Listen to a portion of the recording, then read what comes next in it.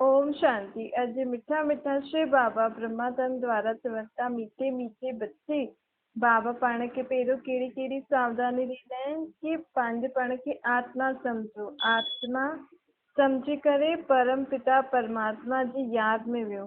हाणे मां आत्मा परमात्मा बाप जी ॻाल्हियूं ॿुधंदमि। परमात्मा बाप चवनि था, हे ॿार, हाणे धैर्य धरो। तव्हांजा सुख जा ॾींहं आया की आया। जी जीअं लौकिक बाप बि धैर्य ॾींदो आहे न कि तव्हां कंहिंखे बीमारी थींदी आहे त हुनखे आथत ॾींदा आहियूं न कि बसि बीमारी जा दुख जा ॾींहं हाणे ख़तमु थिया की थिया, हाणे सुख जा ॾींहं ईंदा। ईअं ई परम पिता परमात्मा आत्माउनि खे धैर्य थो ॾे कि बसि हाणे इहे दुख जी दुनिया ख़तमु थी की थी, बाक़ी थोरो समय आहे, पोइ सुख जी दुनिया ईंदी।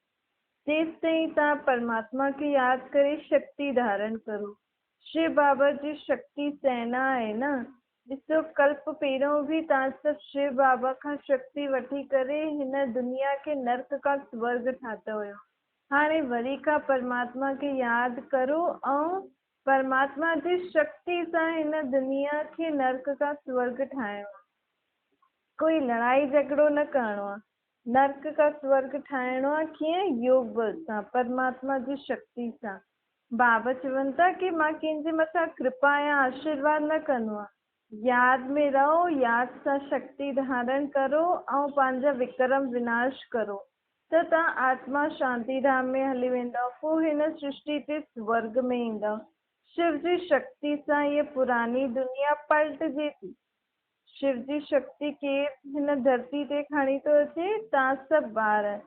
ॾिसो, उंगली सां मनुष्य इशारो कंदा आहिनि न कि भॻवान गॉड फादर मथे रहींदा आहिनि। हाणे उन ई परमात्मा बाप जी यादि सां हिन पत्थर जहिड़ी दुनिया खे पाण खे पारस जीअं ठाहिणो आहे, परिस्थान ठाहिणो आहे न। परिस्थान अर्थात जाते ॾाढा सुंदर मनुष्य हुजनि, जंहिंजी आत्मा ऐं शरीर ॿई पावन हुजे। ॿारनि खे बाबा हर प्रकार जी शिक्षा थो ॾे। हर हिकु आत्मा पंहिंजी पंहिंजी कर्मनि अनुसार बाबा सभिनि खे शिक्षाएं ॾींदा आहिनि। कन्याउनि जा कर्म ॾाढा सुठा हूंदा आहिनि न। ॾिसो, जेसि ताईं कन्या हूंदी आहे उस ताईं केतिरो निर्बंधन हूंदी आहे न। कंहिंजो बि कोई बंधन आदि न हूंदी अथसि। जॾहिं शादी कंदी आहे त पुरुष ॿारनि आदि जो केॾो बंधन अची वेंदो आहे न। पोइ हुन खां पोइ रस्म रिवाज जो बि बंधन अची वेंदो आहे। कन्या आहे त निर्बंधन। हाणे बाबा चए थो कि सतयुगी दुनिया में त कोई बि प्रकार जो बंधन न हूंदो। निर्बंधन मां तव्हांखे ठाहियां थो। हाणे सत्युग में बि सभु परिवार आदि हूंदा, लेकिन आत्माउनि खे कहिड़े बि प्रकार जो बंधन न हूंदो। सर्व प्रकार जे बंधननि सां परमात्मा पाण आत्माउनि खे छुड़ाए थो। बाबा चवनि था, तव्हांखे कॾहिं बि ईर्षा न करणी खपे। कंहिंजो बि अवगुण न ॾिसो। अवगुण ॾिसंदा आहियो त मथो ई भारी थी वेंदो आहे न, ख़राबु थी वेंदो आहे। हिन करे कंहिंजो बि अवगुण न ॾिसणो खपे। पंहिंजे पाण खे ॾिसणो खपे कि असां केतिरी आत्माउनि खे सुख ॾिनो। दुख त न ॾिनो, लेकिन सुख केतिरो ॾिनो इहो बि ॾिसणो आहे। रास्तो त सभिनि खे ॿुधाइणो आहे न। परमात्मा जी यादि सां जॾहिं पंहिंजो सर्व दुख शांति दूर था थियनि त पाण खे बि ॿियनि खे ॿुधाइणो आहे कि परमात्मा खे यादि करो त तव्हां दुख शांति सां मुक्त थी वेंदव। कहिड़ी बि ॻाल्हि में कंहिंखे बि अहंकार बि न अचिणो खपे। न ईर्षा हुजणी खपे, न ॿियनि जा अवगुण ॾिसणा खपनि, न अहंकार हुजणो खपे। अहंकार ख़ुदि खे बि मारंदो आहे त ॿियनि खे बि मारंदो आहे। हिन करे जीवन में कॾहिं बि कहिड़ी ॻाल्हि जो अहंकार न हुजणो खपे। बाबा चवनि था कि तव्हांखे हर हिक जो कल्याण करणो अथव। पंहिंजो बि कल्याण करणो आहे। बाप खे यादि करे त दुनिया जी सर्व आत्माउनि जो बि कल्याण करणो आहे। शिव जी विश्व जी सर्व आत्मायूं पंहिंजा भाउ आहिनि न। आत्माउनि खे पंहिंजे आत्माउनि भाइनि जो बि कल्याण करणो आहे। अहिड़ो बाप पाण खे मिलियो आहे त पाण खे ॿियनि खे बि ॿुधाइणो आहे कि पंहिंजे पाण खे आत्मा सम्झो, परमात्मा खे यादि करो त तव्हांजो जन्म जन्मांतर जा दुखनि खां तव्हां मुक्त थी वेंदव। कंहिंजी बि निंदा आदि बि न करणी खपे। पंहिंजी अवस्था खे सुठो ठाहिणो आहे। अहिड़ी बुरी ॻाल्हियुनि सां हाणे पंहिंजे पाण खे दूर रखो। ईमानदार जेतिरा ठहींदव, जेतिरो पंहिंजे सॼो ॾींहं जो चार्ट ॾिसंदव कि मां अॼु कंहिंसां ईर्ष्या त न कई, कंहिंसां घृणा त न कई, कंहिंजो अवगुण त न ॾिठो, कंहिंजी निंदा त न कई। अहिड़ी सभु ॻाल्हियूं पंहिंजे अंदरि जांचो। पोइ रोज़ राति जो चेक करो, ऐं कोई बि भूल थी त बाबा खे सचो सचो चार्ट ॾियणो आहे। तॾहिं त तव्हांजी उहा कमी जेकी आहे उहा निकिरंदी न। निरअहंकारीपन बि हुजिणो खपे, ईमानदार बि हुजिणो खपे। जेतिरो ईमानदार थी करे बाप खे सभु कुझु पंहिंजो ॿुधाईंदव कि मां सॼो ॾींहुं छा छा कयो, छा छा सोचियो, ओतिरो आत्मा जी उन्नति थींदी रहंदी आहे। बाबा चवंदा आहिनि, ॾिसो तव्हांखे ॾिसी करे ॿिया बि सिखंदा, बुरा कर्म बि सिखंदा आहिनि त सुठा बि सिखंदा आहिनि। हिन करे ॾाढी सावधानी सां हलणो खपे। पंहिंजे कर्मनि सां बि माण्हू सिखंदा आहिनि न, पंहिंजा कर्म बि ॾाढा सुठा हुजणा खपनि। बाबा चवनि था जॾहिं तव्हां हाणे शूद्र खां ब्राह्मण ठाहिया आहियो, पोइ ब्राह्मण खां देवता ठहण वारा आहियो, त देवी देवता गुण हिन ब्राह्मण जीवन में ई त धारण करणा आहिनि। 5 विकार बाबा खे दान ॾेई करे पोइ वापसि न वठणा आहिनि। हाणे दैवी गुणनि जी धारणा करणी आहे, विकारनि ते विजय प्राप्त करणी आहे। देवता सत्युग में हूंदा आहिनि न, तव्हां बि हाणे देवी संप्रदाय ठहियो था न, त बाप सां पूरो पूरो सचो रहणो खपे। बाबा पाण खे 21 जन्मनि जे लाइ वरितो थो ॾे। अहिड़े बाप खे त सॼो ॾींहुं यादि करिणो आहे, पूरो सचो सचो चार्ट ॾियणो आहे। भक्ति मार्ग में बि सवेरे सवेरे उथी करे यादि कंदा हुयासीं न। हाणे त भॻवानु सम्मुख आयो आहे त हुनखे त हर घड़ी यादि करणो खपे। तॾहिं त पंहिंजी आत्मा जो जन्म जन्मांतर जा विक्रम विनाश थींदा, पंहिंजी आत्मा पावन थींदी।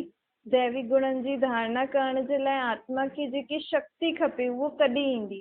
जॾहिं बाप खे यादि कंदासीं। असांखे पढ़ाइण वारो केरु? ॿार जॾहिं ॼाणदा त ॾाढो नशो चढ़ंदो कि असांखे परम पिता परमात्मा परम धाम मां अची करे रोज़ पढ़ाईंदो आहे, रोज़ असांखे शिक्षा ॾींदो आहे। त पाण खे बाबा जी शिक्षाऊं आदि पढ़, जेको बि बाबा शिक्षा ॿुधाए थो उहो रोज़ पढ़ी करे पोइ हुनखे जीवन में धारण करणो।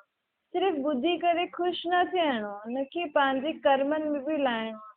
पर चिंतन बि न करणो खपे। ॿियो छा थो करे पाण खे उहो न ॾिसणो आहे। मूंखे छा करिणो आहे, मूंखे पंहिंजो जीवन कीअं सुठो ठाहिणो आहे, पहिरियों ख़ुदि खे ॾिसो। ख़ुदि जो जीवन ऊच ठाहियो त माण्हू तव्हांजो ऊच जीवन ॾिसी करे पंहिंजे पाण ई सिखंदा। अॼुकल्ह मुख सां शिक्षा ॾियण जो समय न आहे। अॼुकल्ह कर्म करो सुठा। जॾहिं तव्हांजो जीवन सुठो थींदो तॾहिं तव्हांखे ॾिसी करे माण्हू एतिरा सुठा थींदा। बाक़ी मुख सां चइण जो समय हाणे न आहे। बाबा चए थो प्रजापिता ब्रह्मा द्वारा मां मनुष्य सृष्टि रचंदो आहे न, हेठि अची करे रचंदमि। जॾहिं ब्रह्मा खे 5 तत्वनि जो शरीर अथसि त 5 तत्वनि जो शरीर किथे मिलंदो? हिन सृष्टि ॾेई मिलंदो न। मथे वेही करे, को मथे थोरी आहे कोई ब्रह्मा जो हुन द्वारा मां सृष्टि रचंदमि। ज़रूरु हिन सृष्टि ते मूंखे अचिणो पवंदो, तॾहिं त ब्रह्मा द्वारा नई सृष्टि जी स्थापना कंदमि न। मथां कोई प्रेरणा सां बि मां तव्हांखे इहो ज्ञान न ॾेई सघंदो आहे। ये काटन जहिड़ी दुनिया खे हाणे मूंखे फूलनि जहिड़ी दुनिया ठाहिणी आहे। अर्थात जो आत्माऊं जो काटे मिसल थी वियूं आहिनि, हिक ॿिए खे दुख थी ॾियनि, हुननि खे फूल मुआफ़िक अर्थात ॾाढो सुठो ठाहिणो आहे। जंहिंमें सभिनि जा, जंहिंमें सुठा स्वभाव संस्कार हूंदा आहिनि, जेको सुठो हूंदो आहे हुनखे चईंदा न इहे त हिकदमि फूल मुआफ़िक आहे, ॾाढो सुठो आहे।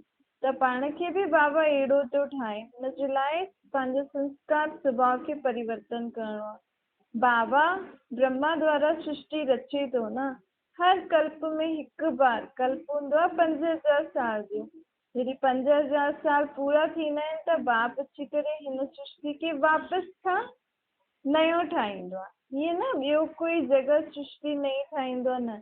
हिन ई कलयुग खे परिवर्तन करे हिनखे सतयुगी दुनिया जो सतयुगी दुनिया ठाहींदो आहे। हिते ई मां ईंदो ई आहियां मनुष्य आत्मा जी ॾाढे जन्मनि खां पोइ ईंदो आहे। जॾहिं आत्मा 84 जन्म वठी करे पंहिंजे अंतिम जन्म में ईंदी आहे न, हुन आत्मा जे शरीर में अची करे पोइ मनुष्य खां देवता ठाहिण जो कार्य कंदो आहे। बसि पंहिंजो धंधो दोरी करो, जेको बि करम था उहो कंदा रहो, लेकिन थोरो समय कढी करे मुंहिंजे हिन कार्य में बि मददगार थियो।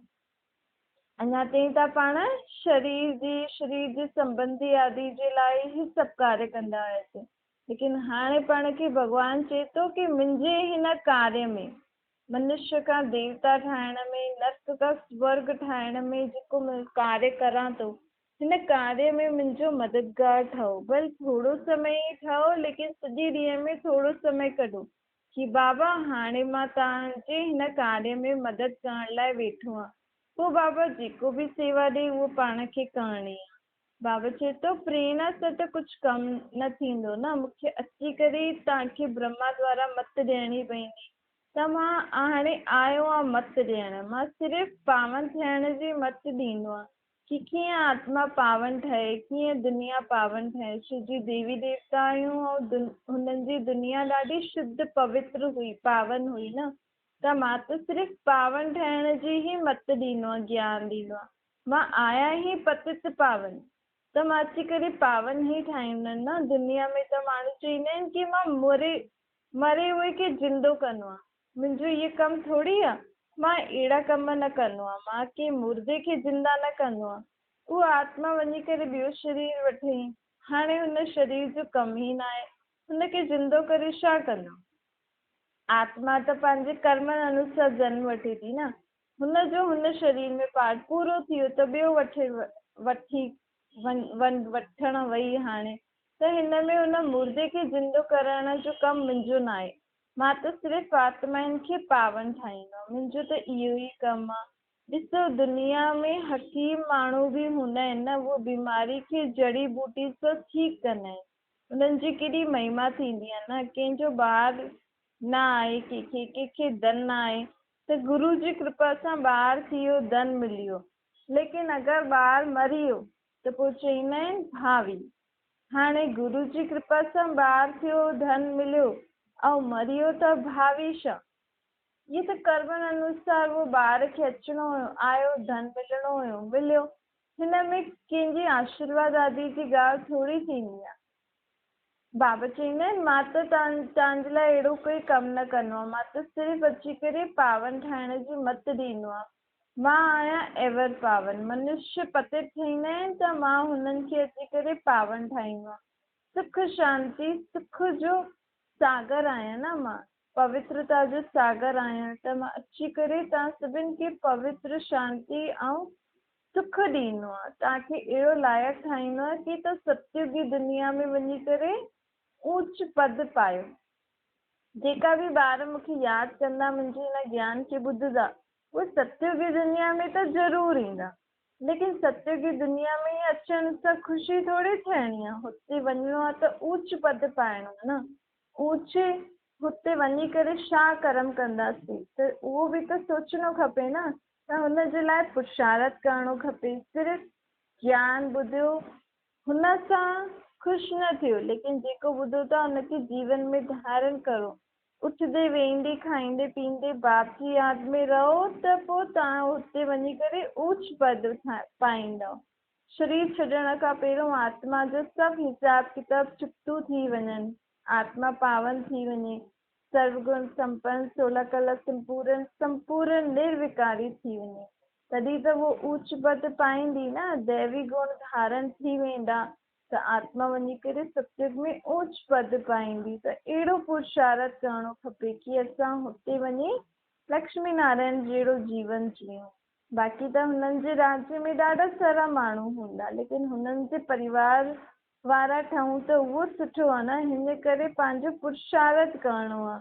उथंदे वेहंदे खाईंदे पीअंदे दैवी गुणनि जी धारणा करणी आहे, बाप खे यादि करणो आहे। आत्माउनि खे हाणे बाबा वापसि घर वठण आयो आहे। बाबा चए थो जेकी आत्माऊं जेतिरो समय मूंखे यादि कंदी वेंदियूं, सभिनि खे भुलिजी करे, ओतिरो उहा आत्माऊं मुंहिंजे नज़दीक परम धाम में रहंदी। इहे बि आत्माउनि जी रेस आहे। जेतिरी आत्मा बाबा खे यादि कंदी वेंदी, ओतिरी उहा अॻियां वधंदी वेंदी। भले कोई केतिरो बि पुराणो ॾाढे समय खां ज्ञान थो ॿुधे, ऐं कोई हाणे खां शुरू थो करे, लेकिन अगरि बाप जी यादि पक्की अथसि त उहो पुठियां वारनि खां बि अॻियां निकिरी सघंदो आहे। कीअं? यादि जी यात्रा सां। छो जी इहा रेस आहे न, आत्मा जेतिरो सभु कुझु बुद्धि सां बुझंदी, संभालणो त सभु कुझु आहे, लेकिन जेतिरो जेतिरो आत्मा जो कंहिंसां बि ममत्व न रहंदो, कुझु बि न रहंदो, बसि हिकु आत्मा मां मुंहिंजो बाप परमात्मा, ओतिरो आत्मा ॾाढी जल्दी जल्दी बाप जे नज़दीक पहुची वेंदी। पोइ परम धाम में बाप वटि थी करे पोइ वापसि सतयुगी नई दुनिया में ईंदी। बाबा चए थो नई दुनिया मां ठाहियां ई तव्हां ॿारनि जे लाइ तो, त तव्हां बि नई दुनिया में हलण लाइ जल्दी जल्दी तयारु थियो। मनुष्य त केॾो चाहींदा आहिनि असां मुक्ति धाम में वञूं, असांखे मुक्ति खपे, त मां हाणे तव्हां सभिनि मनुष्य आत्माउनि जी इच्छा पूरी करणु आयो आहियां। त सभिनि खे पावन गुलगुल ठाहे सभिनि खे मां मुक्ति धाम में वठी वञण लाइ आयो आहियां। हुनजे लाइ पहिरियों त पंहिंजे पाण खे पहचानियो, पोइ पंहिंजे बाप खे पहचानियो, पंहिंजे घर खे पहचानियो ऐं पंहिंजे पाण खे पावन ठाहियो, तॾहिं त मथे हली सघंदासीं न। छो जी आत्माऊं त हिन समय हेॾी सारी आत्माउनि जो हेॾो सारो हिक ॿिए सां हिसाब किताब आहे। जेसि ताईं हिसाब किताब चुकतो न थींदो त आत्माऊं मथे कीअं वञी सघंदियूं। हिन करे बाबा खे जेतिरो यादि कंदव त सभिनि सां हिसाब किताब चुकतो थी वेंदो। पोइ पाण जॾहिं पावन ठही वेंदासीं त सभी आत्माऊं परम धाम में बाप वटि हली हलंदासीं। पोइ कॾहिं ईंदासीं वापसि हेठि सतयुगी नई दुनिया में। जंहिं समय असांजो हिन सृष्टि ते पाठ हूंदो हुन समय पोइ अची करे पाठ वॼाईंदासीं। ॾिसो बाबा चवनि था कि केतिरी सहज ॻाल्हि आहे न, रावण त तव्हांजी छा हालत ठाहे रखी अथई।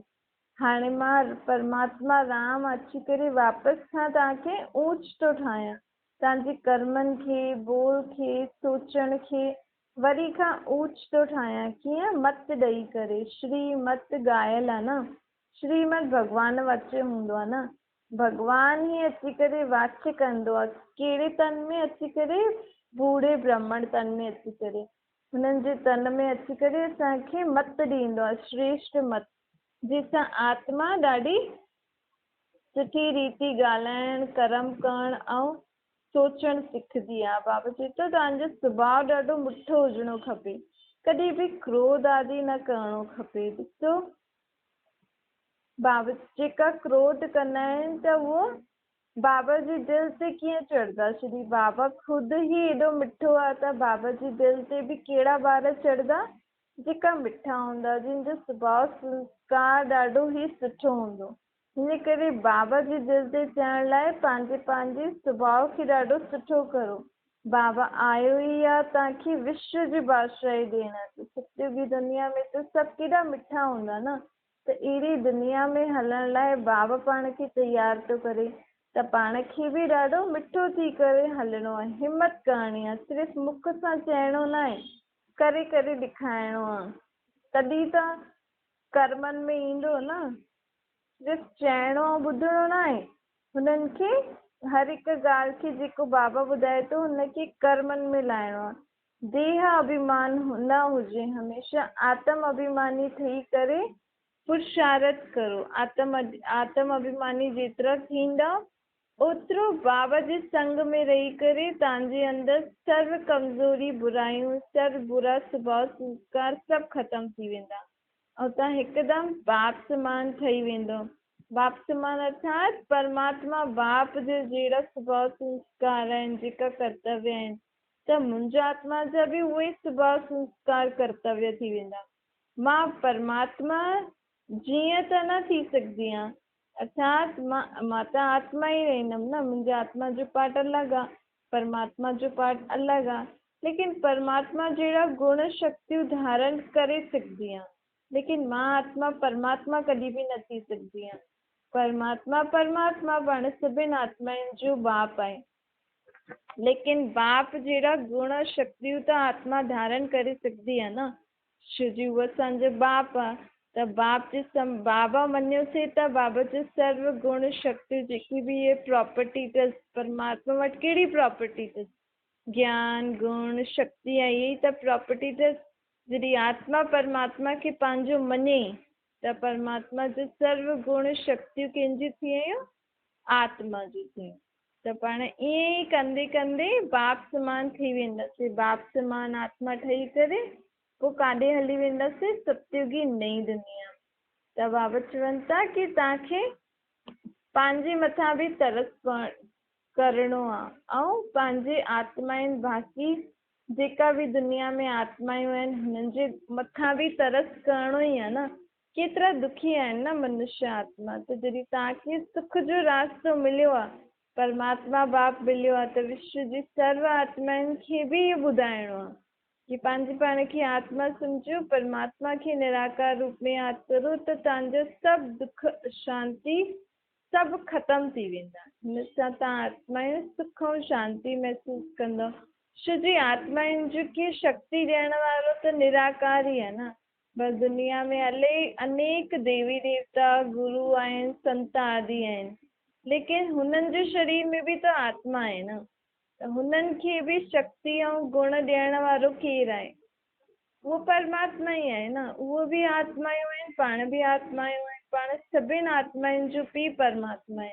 परमात्मा के देह धारियुनि में थोरी फसंदो आहे। देह धारियुनि खे ॾिसंदो त धर्म में फसी वेंदो न। भई ये मुस्लिम धर्म जी आत्मा आहे, ये सिख धर्म जी आत्मा आहे। परमात्मा बाप हीअं न ॾिसंदो आहे। उहो त छा ॾिसंदो आहे कि विश्व जी सर्व आत्मायूं मुंहिंजा ॿार आहिनि।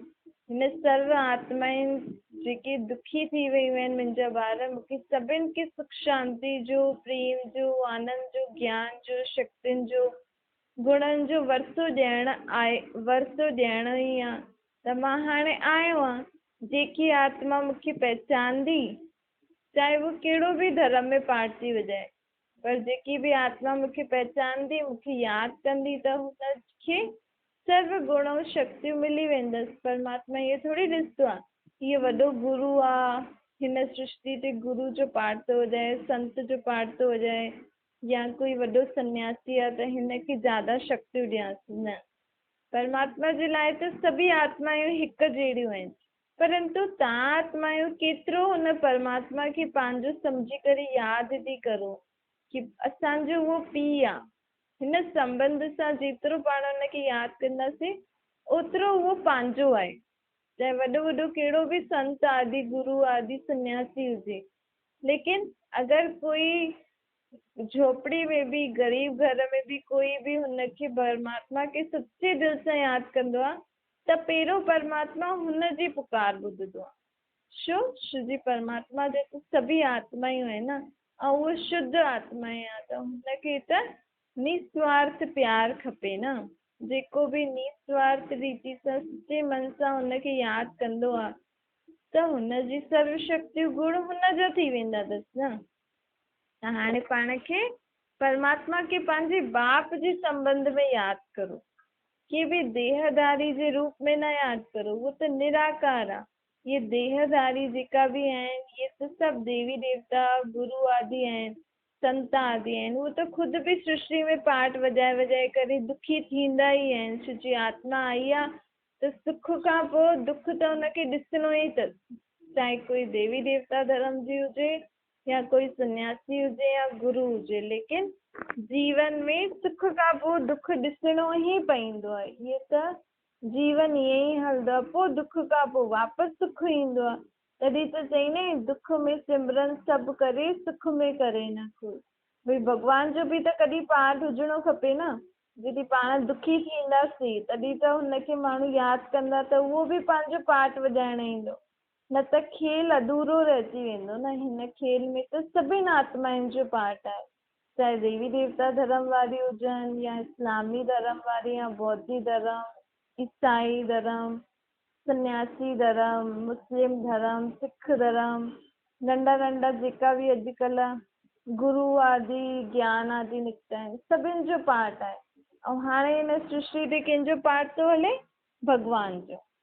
भॻवान हिन सृष्टि खे वापसि खां सुख जी दुनिया ठाहिण लाइ हिन धरती ते अची वियो आहे। त हाणे हिन सृष्टि ते डायरेक्ट भॻवान जो पाठ थो हले, त छो न पाण बि भॻवान खे हुनजे यथार्थ नाम रूप सां यादि करे पाण बि पंहिंजे आत्मा में सुख शांति भरपूर थी वञो, पंहिंजी आत्मा खे भरपूर करो, परमात्मा खे निराकार रूप में यादि करो। अच्छा, मीठे मीठे सिकीले दे ॿारनि प्रति माता पिता बाप दादा जो यादि प्यार ऐं गुड मॉर्निंग। रूहानी बाप जी पण सभिनि रूहानी ॿारनि खे नमस्ते। पंहिंजी बि रूहानी माता पिता बाप दादा खे यादि प्यार गुड मॉर्निंग और नमस्ते। वरदान आहे ईश्वरीय अथॉरिटी द्वारा संकल्प ऐं बुद्धि के ऑर्डर प्रमाण हलाइण वारा मास्टर सर्वशक्तिवान ठहो। पंहिंजे हथनि खे पेरनि खे पाण जॾहिं बि चाहियूं था जीअं बि चाहियूं था हलाए था सघूं न, लेकिन हाणे परमात्मा बाप चए थो छो जी मां तव्हां सां गॾु आहियां, त तव्हां हाणे पंहिंजी आत्मा में जेको मन ऐं बुद्धि आहे न, तव्हांजो जीअं सोच वीचार हले थो, हिन सोच वीचार खे पंहिंजे कंट्रोल में करो। जॾहिं जेकी ॻाल्हि हुजे उन ॻाल्हि जे लाइ सोचो ऐं पोइ उहा सोच बंदि थी वञे, पोइ हुन जे बारे में ज़्यादा न सोचो। एतिरी आत्मा में पाण खे शक्ति धारण करणी आहे। बाबा चवनि था जीअं तव्हां पंहिंजे शरीर जी कर्मेंद्रियों खे जॾहिं हथ हलनि, हथ खे अॻियां करिणो आहे त तव्हां अॻियां करो था, पेर खे अॻियां करिणो आहे त करो था, पोइ जॾहिं न करिणो आहे त हुनखे हिकु जॻह ते पाण हथ टिकाए टिकाए छॾींदा आहियूं। ईअं ई पंहिंजो मन बि जेको संकल्प कंदो आहे न, जॾहिं जेकी ॻाल्हि हुजे हुन ॻाल्हि जे बारे में उहो सोचे, हुन खां पोइ परमात्मा जी यादि में लॻे, पोइ हुन ॻाल्हि जे बारे में न सोचे। एतिरो पंहिंजे मन ऐं बुद्धि ते पंहिंजे कंट्रोल में हुजणी खपे। छो जी परमात्मा सर्वशक्तिवान पाण सां गॾु आहे न, त हिन परमात्मा जी शक्ति सां पंहिंजी मन बुद्धि खे बि कंट्रोल करो। स्लोगन आहे स्वस्थिति शक्तिशाली हूंदी त परिस्थिति हुननि जे अॻियां कुझु बि न आहे। स्वस्थिति अर्थात आत्मा जी स्थिति, जॾहिं आत्मा में सुठा वीचार, आत्मा निर्भय हूंदी, निडर हूंदी, शक्तिशाली हूंदी, जीवन में कोई बि ॻाल्हि अची वञे हुनजो सामनो करण लाइ तयारु हूंदी, लड़ाई झगड़े सां न, प्रेम सां, शांति सां। अहिड़ी शक्तिशाली स्थिति आत्मा जी ठाहिणी आहे कि वो जीवन जी हर ॻाल्हि खे शांति सां निपटाए सघे। जॾहिं अहिड़ी शक्ति आत्मा में अची वेंदी त कोई बि हुनजे जीवन में परिस्थिति अची वञे, अर्थात कोई बि ॻाल्हि अचे, लेकिन उहा डगमग न थींदी, हमेशह पंहिंजी स्थिति में, शक्तिशाली स्थिति में स्थित रही करे, परमात्मा जी यादि में रही करे हुन परिस्थिति सां आसान सां पार थी वेंदी। अच्छा, ओम शांति।